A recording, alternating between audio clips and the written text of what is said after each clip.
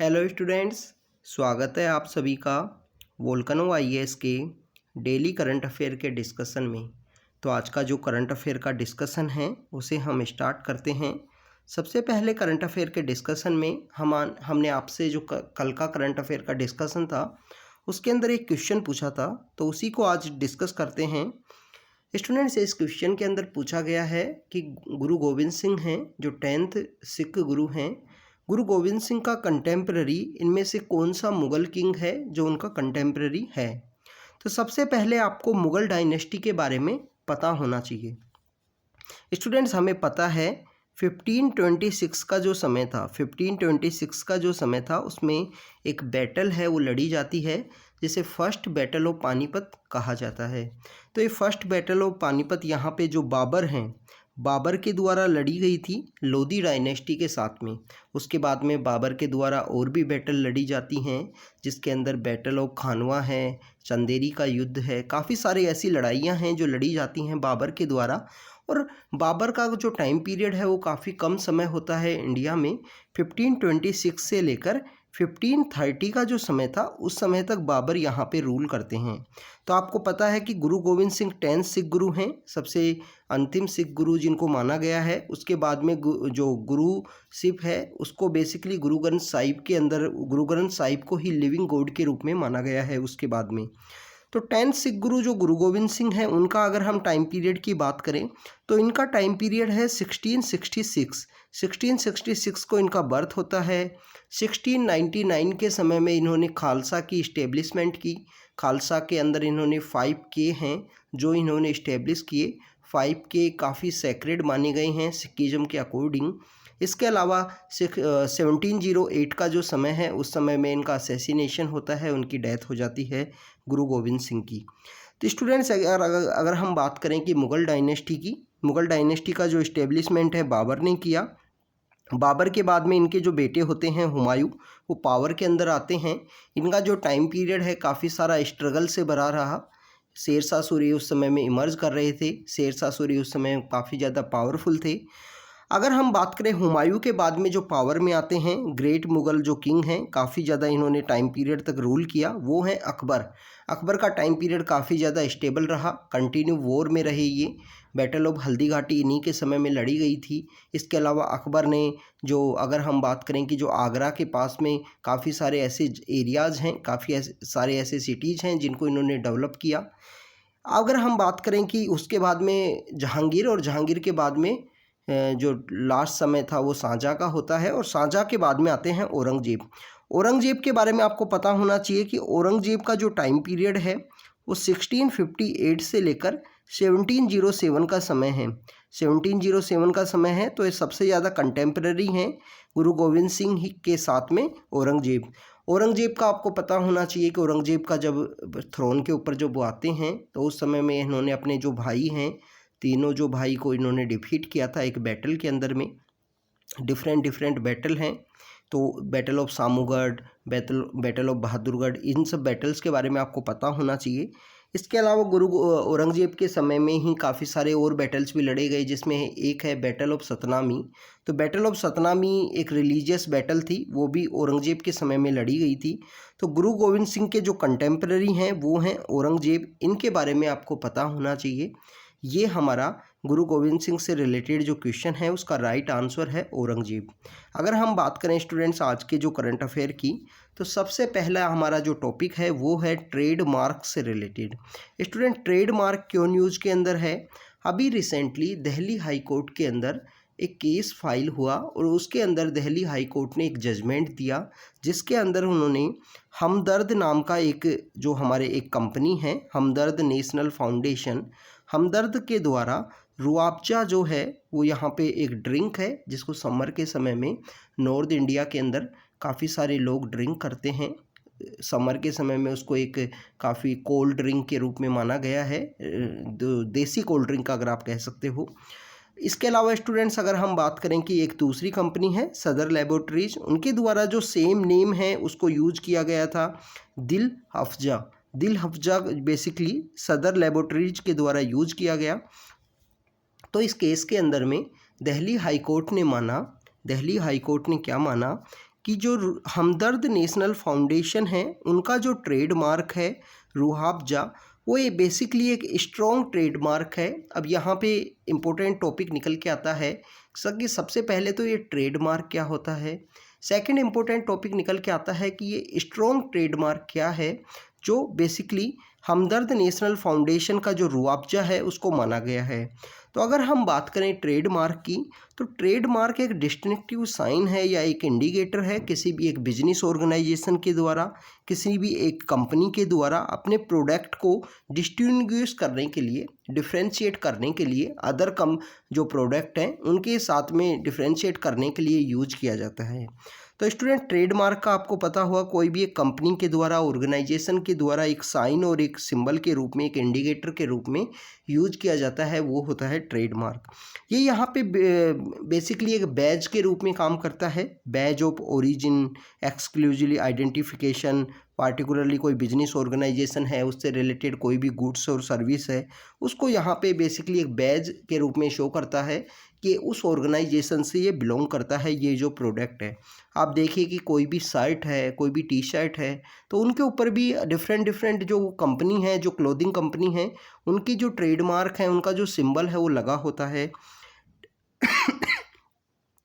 Trademark को basically इस तरीके से डिफ्रेंशिएट किया गया है। अगर हम बात करें स्टूडेंट्स स्ट्रॉन्ग ट्रेडमार्क की, जो यहाँ पे रूह अफ़ज़ा का जो बेसिकली स्ट्रॉन्ग ट्रेडमार्क माना गया है हमदर्द नेशनल फाउंडेशन का, कोई भी एक मार्क उसको स्ट्रॉन्ग ट्रेडमार्क जब माना जाता है जब उसने हाई डिग्री ऑफ गुडविल को कैप्चर किया हो, लार्ज नंबर ऑफ पीपल्स के रूप में, या वहाँ पे जो उसका कैप्चर हो, उसकी जो सर्विस है, या degree of protection of any trademark change with the strength of the mark, the strong the mark higher the requirement to the protect it. अगर कोई भी ट्रेडमार्क यहाँ पे स्ट्रॉन्गर ट्रेडमार्क के रूप में, स्ट्रॉन्गर मार्क के रूप में उसको यहाँ पे रिप्रेजेंट किया गया है, तो हायर डिग्री ऑफ प्रोटेक्शन उसे होना चाहिए। ये बेसिकली यहाँ पे बताया गया है स्ट्रॉन्ग ट्रेडमार्क में। तो स्ट्रॉन्ग ट्रेडमार्क क्या है स्टूडेंट्स? स्ट्रॉन्ग ट्रेडमार्क वो यहाँ पे किसी भी एक कंपनी का मार्क है जिसने हाई डिग्री ऑफ गुडविल को अचीव किया है। आप देखिए कि रूह अफ़ज़ा के लिए जो हमदर्द फाउंडेशन है, हमदर्द फाउंडेशन ने इवन बिफोर द पार्टीशन से कंटिन्यू रूह अफ़ज़ा इनके द्वारा बेसिकली प्रोड्यूस किया गया है, रूह अफ़ज़ा इनके द्वारा बनाया गया है। उसके बाद में पार्टीशन हुआ, पार्टीशन के समय में एक जो रूह अफ़ज़ा की जो कंपनी है वो पाकिस्तान को चली गई और उन्हीं का एक फाउंडेशन इंडिया के अंदर स्टार्ट हुआ, रूह अफ़ज़ा इंडिया फाउंडेशन के नाम से। तो ये बेसिकली ट्रेडमार्क से रिलेटेड और स्ट्रॉन्ग ट्रेडमार्क से रिलेटेड यहाँ पे टॉपिक था। नेक्स्ट टॉपिक की अगर हम बात करें, नेक्स्ट टॉपिक है गुड गवर्नेंस इंडेक्स के बारे में।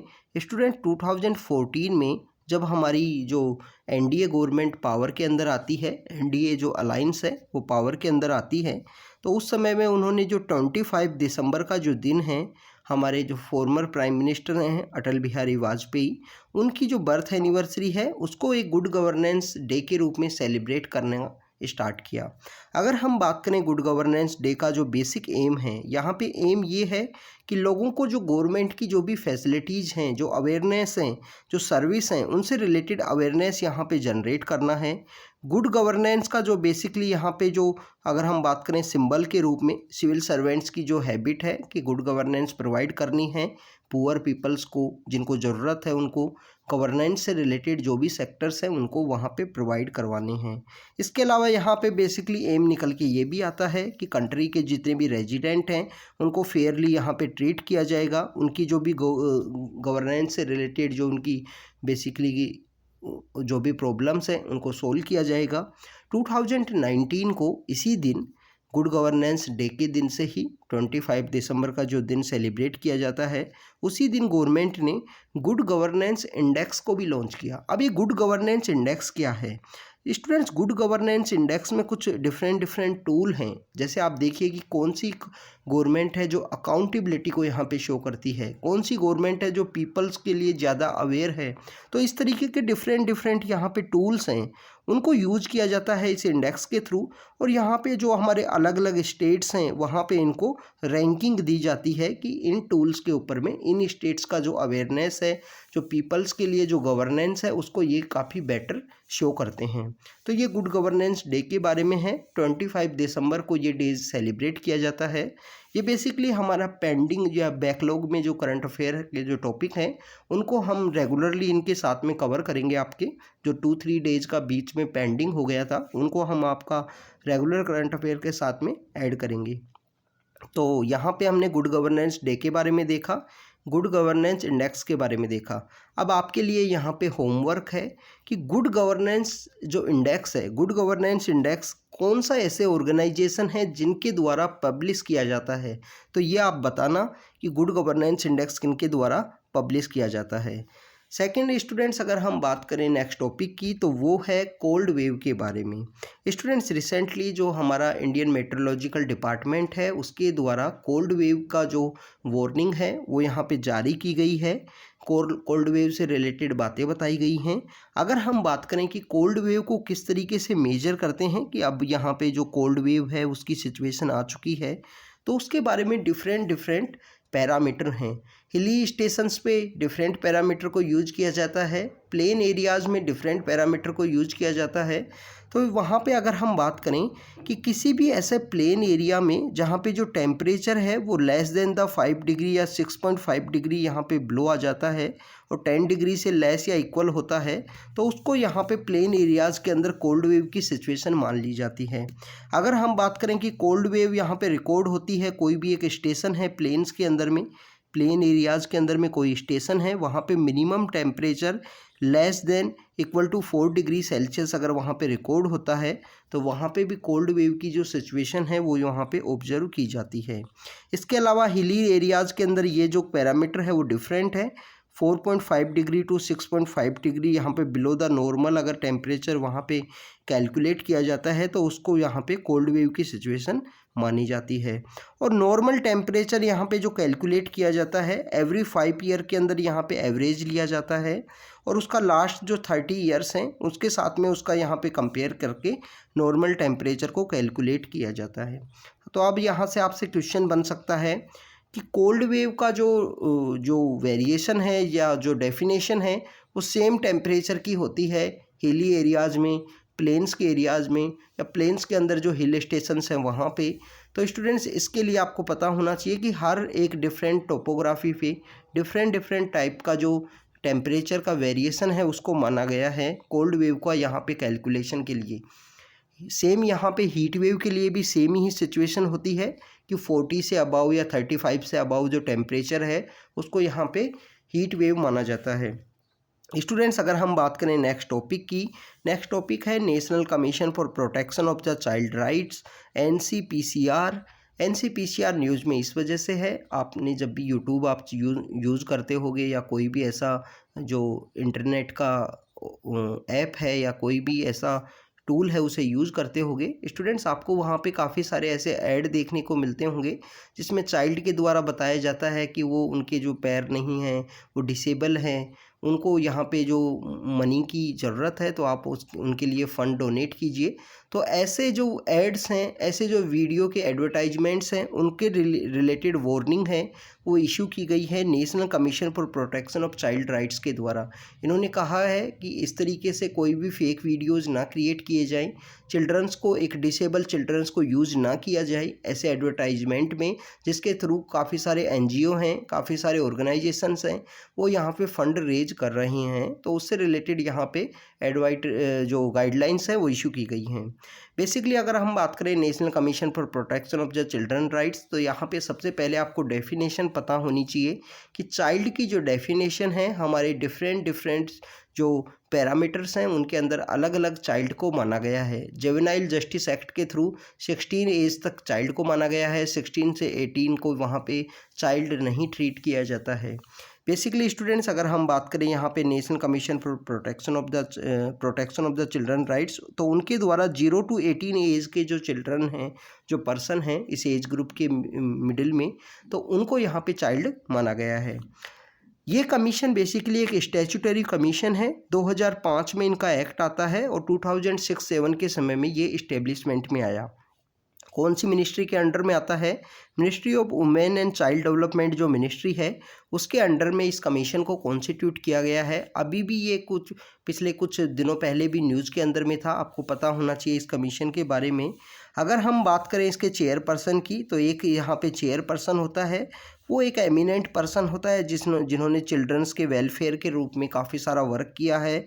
6 मेंबर्स यहाँ पे सेंट्रल गवर्नमेंट के द्वारा अपॉइंट किए जाते हैं। कॉन्स्टिट्यूशनल कमीशन नहीं है, स्टैट्यूटरी कमीशन है, तो इस वजह से यहाँ पे सेंट्रल गवर्नमेंट के द्वारा अपॉइंट किए जाते हैं। इन 6 मेंबर्स में 2 मेंबर्स मिनिमम यहाँ पे वुमेन होनी चाहिए, जिनको यहाँ पे चाइल्ड से related child education, child health, juvenile justice, elimination of child labour, child psychology, sociology से रिलेटेड जो भी लॉ हैं उनसे रिलेटेड इन्फॉर्मेशन होनी चाहिए। तो 2 यहाँ पे जो महिलाएं होनी चाहिए मेंबर्स के रूप में, ये आपको पता होना चाहिए स्टूडेंट्स। तो ये यहाँ पे national commission for protection of the child right से रिलेटेड जो ऑर्गेनाइजेशन है उसके बारे में कुछ बातें थी। अब यहाँ पे हमें एक क्वेश्चन है उसको डिस्कस करते हैं। तो यहाँ पे क्वेश्चन पूछा गया है, कोल्ड वेव से रिलेटेड जो एडवाइजरी जो गाइडलाइन है वो इशू की गई हैं IMD के द्वारा। तो इंडियन मीटेरोलॉजिकल डिपार्टमेंट है, ये कौन सी मिनिस्ट्री के अंडर में आता है इसके बारे में आपको पता होना चाहिए। क्या ये ministry of science and technology है, अर्थ साइंस है, इन्वायरमेंट एंड क्लाइमेट चेंज से रिलेटेड है, या मिनिस्ट्री ऑफ कोऑपरेशन? तो स्टूडेंट मिनिस्ट्री ऑफ कोऑपरेशन है, इसको तो 2019 में इस्टेब्लिश किया गया। 2019 में जब नेक्स्ट हमारे जनरल इलेक्शन के बाद में गवर्नमेंट एग्जिस्टेंस में आई, तो इन्होंने इस मिनिस्ट्री को इस्टेब्लिश किया था कि आपस में जो स्टेट्स हैं उनके बीच में कोऑपरेशन के लिए, और काफ़ी सारे ऐसे पैरामीटर्स हैं वो रखे गए हैं इसके अंदर में। तो कौन सी मिनिस्ट्री के अंडर में आता है इंडियन मेट्रोलॉजिकल डिपार्टमेंट, इसके बारे में आपको पता होना चाहिए। आप कमेंट सेक्शन के अंदर बताना इसके बारे में कौन सी मिनिस्ट्री इसका राइट आंसर है। तो स्टूडेंट्स, आज के करंट अफेयर में हमने national commission for protection of child right के बारे में डिस्कस किया कि किस तरीके से गाइडलाइन इशू की गई हैं। स्टैट्यूटरी बॉडी है, गवर्नमेंट के द्वारा 6 मेंबर और एक चेयरपर्सन अपॉइंट किया जाता है, 2 इसके अंदर वुमेन का होना जरूरी है। कोल्ड वेव के बारे में डिस्कस किया, डिफरेंट टोपोग्राफी पे डिफरेंट यहाँ पे जो टेम्परेचर्स के वेरिएशन को माना गया है। IMD के द्वारा एडवर्टाइजरी इशू की गई है कि यहाँ पे कोल्ड वेव की सिचुएशन 29 दिसंबर तक देखने को मिलेगी इंडिया में। गुड गवर्नेंस डे के बारे में डिस्कस किया, हमारा बैकलॉग का टॉपिक था जो पिछले करंट अफेयर्स में हम कवर नहीं कर पाए, वहाँ के टॉपिक है। तो 25 दिसंबर को सेलिब्रेट किया जाता है। 2014 से ये गुड गवर्नेंस डे है वो स्टार्ट हुआ है in the memory of our former prime minister Atal Bihari Vajpayee, उनकी मेमोरी में इसको इस्टेब्लिश किया गया है इस डे को। अगर हम बात करें गुड गवर्नेंस इंडेक्स की, 2019 से स्टार्ट किया गया है। ये आपका होमवर्क है कि कौन से ऐसे ऑर्गेनाइजेशन हैं जिनके द्वारा इस इंडेक्स को रिलीज किया जाता है। तो डिफरेंट स्टेट्स को अलग अलग टूल्स के ऊपर में अलग अलग जो डायमेंशन हैं उनके ऊपर यहाँ पे रैंकिंग दी जाती है गुड गवर्नेंस के जो डायमेंशन हैं। इसके अलावा स्टूडेंट्स, हमने ट्रेडमार्क के बारे में डिस्कस किया, स्ट्रॉन्ग ट्रेडमार्क के बारे में डिस्कस किया, जिससे रिलेटेड एक यहाँ पे जजमेंट है वो डिलीवर किया गया है दिल्ली हाई कोर्ट के द्वारा। और स्टूडेंट्स, आपको पता होना चाहिए दिल्ली ऐसी यूनियन टेरिटरी है, दिल्ली एकमात्र ऐसी यूनियन टेरिटरी है जिसका हाई कोर्ट काफ़ी पहले से है। तो ये आपको पता होना चाहिए। और कोई भी यूनियन टेरिटरी ऐसी नहीं है जिसका हाई कोर्ट आपको देखने को मिलेगा, वो किसी ना किसी स्टेट के सबऑर्डिनेट में है। आप देखिए कि अगर हम बात करें कि अभी प्रेजेंटली 2019 से एक एक्सेप्शन है कि जम्मू हाई कोर्ट जो है, जम्मू और लद्दाख के लिए जो हाई कोर्ट वहाँ पे डेजिग्नेट किया गया है, तो 2 यूनियन टेरिटरीज का वो एकमात्र हाई कोर्ट है। इसके अलावा दिल्ली 2019 से पहले एकमात्र ऐसी यूनियन टेरिटरी थी जिसका खुद का हाई कोर्ट था। आप देखिए कि चंडीगढ़ है वो पंजाब और हरियाणा हाई कोर्ट के अंदर आता है। Dadar and Nagar Haveli and Daman and Diu हैं वो आपको यहाँ पे बॉम्बे हाई कोर्ट के अंदर देखने को मिलते हैं। इसके अलावा अगर आप अंडमान की बात करेंगे तो अंडमान आपको जो कैलकटा हाई कोर्ट है उसके अंडर में आपको देखने को मिलेगा। इसके अलावा अगर आप बात कीजिए कि जो पुडुचेरी है, पुडुचेरी जो हाई कोर्ट आपको देखने को मिलेगा तमिलनाडु, जो मद्रास हाई कोर्ट है उसके अंडर में। लक्षद्वीप की अगर हम बात करें वो आपको केरला हाई कोर्ट के अंडर में देखने को मिलेगा। तो ये आपको बेसिकली पता होना चाहिए। तो ये आज का हमारा करंट अफेयर का डिस्कशन था। ऐसे ही शॉर्ट जो करंट अफेयर के वीडियोज़ के थ्रू हम आपसे मिलते रहेंगे। Thank you students, thank you very much.